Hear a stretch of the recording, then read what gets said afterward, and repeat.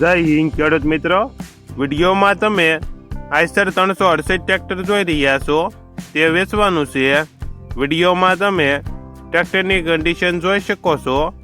Original company colour, company fitting engine, gear hydraulic complete, one owner, tyre સારા, ટ્રેક્ટરમાં કોઈ પ્રકારનો ફોલ્ટ નથી, બેટરી વાયરિંગ તમામ complete, model 2004-2017, one owner, company tyre, કિંમત 3,20,000.